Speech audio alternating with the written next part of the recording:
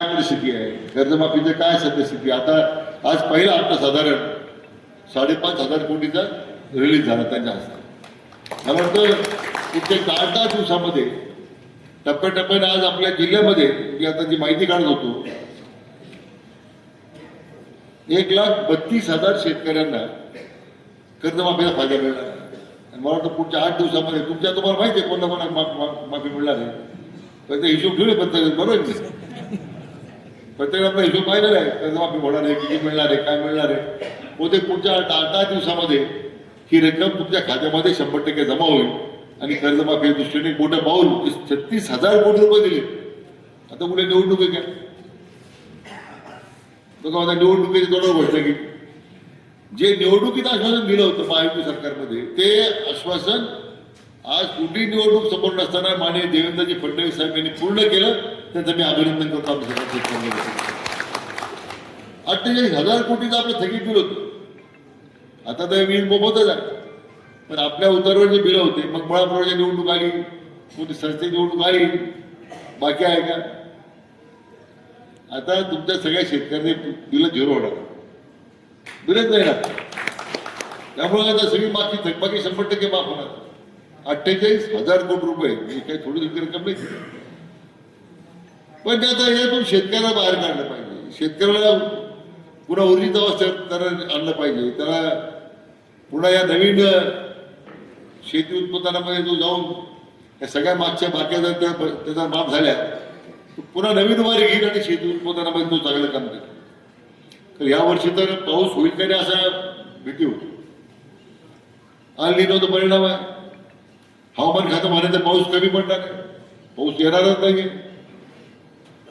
पंजाबला सांगायचं काळजी करू नका, पाऊस येणार आहे. तो पंजाबलाच खरं ठरलं होतं. आम्ही पत्र काढलं होतं की पाऊस येत नाही, अल्निनोचा परिणाम आहे. सगळे धरणातले पाणी साठे पुढच्या वर्षाच्या ऑगस्ट 27 पर्यंत आम्ही राखून ठेवले होते. पण पावसात येणार नाही तर मग शेतीला पाणी ठीक आहे, पिण्यासाठी येणार कुठं पाणी. आम्ही पत्र काढलं, मला अतिशय सांगितलं नाही. आज पत्र गेलं आमच्या सगळ्या अधिकाऱ्यांना आणि दुसऱ्या दिवशी तो पाऊस सुरू झाला की सगळे धरणं भरून गेली. आपलं सगळं लक्ष भंडाऱ्यावर असतं, निळवंड्यावर असतं. धरणं भरली आणि सगळ्याचं लक्ष जायकवाडीवर असतं. आज जायकवाडी धरणातून आपण पाणी खाली सोडलं तर गोदावरीला पूर्ण समुद्र ताज्याकडे भरून गेलं. एक मोठं काम आपलं त्यानिमित्तानं पूर्ण झालं.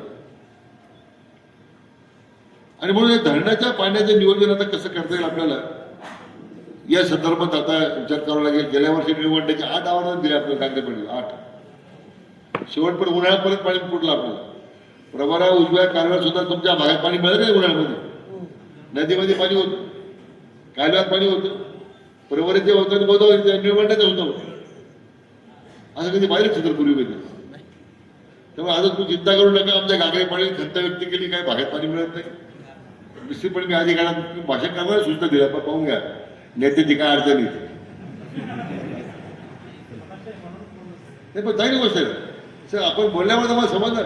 आल्या मी अक्षय होतो मग अशी मी अक्षर सांगितलं की जरा पाहून घ्या. जर आपण एवढं पाणी देतो तर मग काही भागात पाणी का जात नाही, काय अडचण तिथे, कसं पाणी जाईल तिथे गेलं पाहिजे.